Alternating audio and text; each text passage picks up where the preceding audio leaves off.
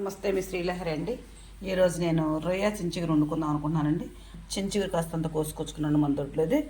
5-6 ఉల్లిపాయలు కోసుకున్నానండి, 2 పచ్చిమిరపకాయలు, కాస్తంత కరివేపాకు, కాస్త 2 ఎండుమిరపకాయలు, రొయ్యలండి చక్కగా, కారం, పసుపు, సాల్ట్, వెల్లిపాయలు చక్కగా మెత్తగా దంచుకున్నానండి. చూసారండి, ఇవన్నీ వీటికి కావాల్సినవండి.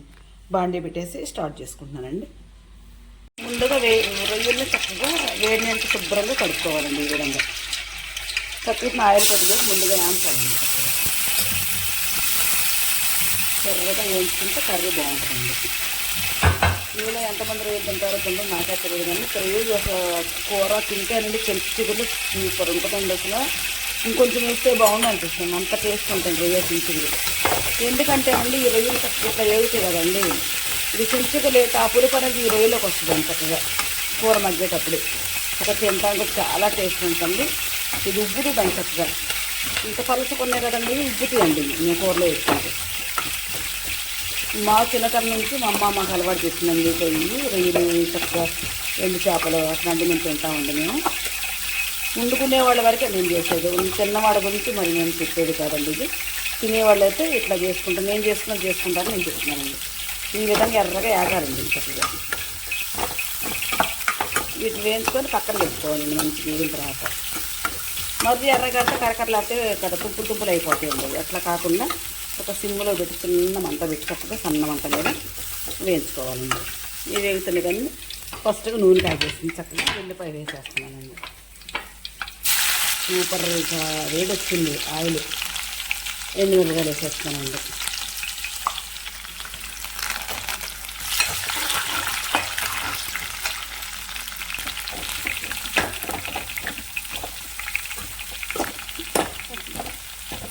ఇవి వేగటం చక్కగా అయిపోతుంది. 2 రొయ్యల వరకు ఏం చేశానండి, చక్కగా ఎర్రగా వేయండి. పక్కన పెట్టుకున్నాను, నో బాండీ వేసుకున్నాను.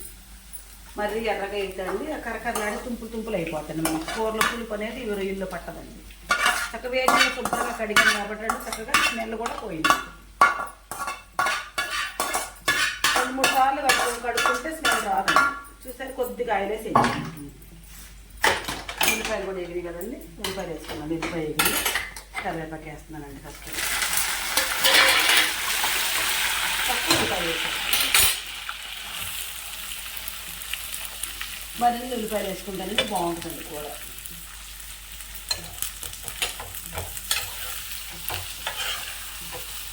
ఉల్లిపాయలు పవరేనండి, చింతచిగురు వేస్తే ఎంత కొంచెం చిన్నగా ఎంత వేసుకుంటే ఇంత అవుతుంది.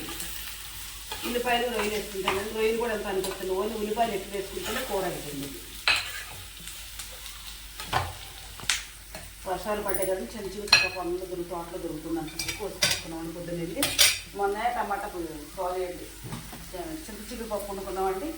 ఈరోజు కొంచెం మోసుకొచ్చుకొని రొయ్యలు వేసుకుంటున్నామని చెప్పి కోసామండి. 5 నిమిషాలు తేగేద్దామండి. చూడండి, చక్క ఉల్లిపాయ ముక్క తెల్లగా మగ్గిందండి చక్కగా. దీంట్లో ఇప్పుడు మనం పసుపు, ఉప్పు, కారం వేసుకున్నామండి. ఫస్ట్గా పసుపు వేస్తున్నామండి, తర్వాత సాల్ట్ సరిపడా వేసుకున్నాను. కొంచెం వేసుకున్నా సరిపప్పు తర్వాత వేసుకున్నాను. మళ్ళీ తర్వాత కారం, ఎందుకంటే అసలు కారం పచ్చకారం బాగుందంటే పస్తే కారం వేసుకోవాలి. చిన్న కూరలు మట్టి ఎండుమిరపకాయలు వేసుకున్నాను కాబట్టి సరిపడా వేసానండి.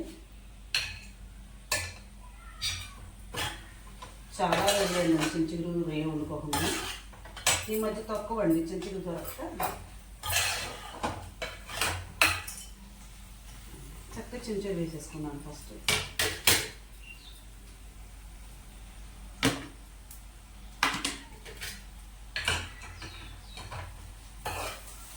వేసేటప్పుడు నిండా అనిపించిందని ఎంతో అవదండి. ఇది మధ్యలో కొద్దిగా అయింది, నాకు చిన్న ఆకులు కదా, కానీ పుల్లగా పల్లి ఉంటుందని వస్తుంది రోజు. మా ఇంట్లో అందరికీ టోటల్గా అందరికీ ఇష్టమేనండి. ఒక్క మా రెడ్డి గారు తప్ప అందరం తింటామండి. మా తమ్ముడు, మరుగురు, పిల్లలు, నేను, మా బాబు, మా పాప అందరం తింటామండి.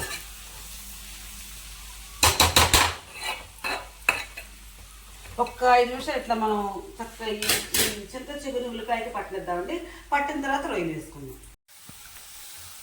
చూసారంత ఏ విధంగా మగ్గిందో చక్కగా. దీంట్లో ఇప్పుడు ఈ రొయ్యలు వేసేసుకుందామండి. అబ్బా భలే ఉందండి, నోరు ఊరిపోతుందండి ఇవాళ. అప్పుడే రోజు 9ంటికి అన్నం తింటాం కానీ ఇవాళ ఎప్పుడు 9 వేద్దాం చూడాలండి ఇవాళ.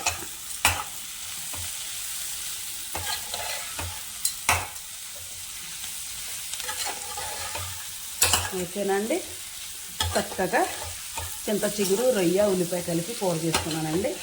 నేనైతే ఈ విధంగా చేసుకుంటానండి. నేను చేసే విధానం మీకు నచ్చితే నాకు ఒక లైక్ ఇవ్వండి. Please subscribe.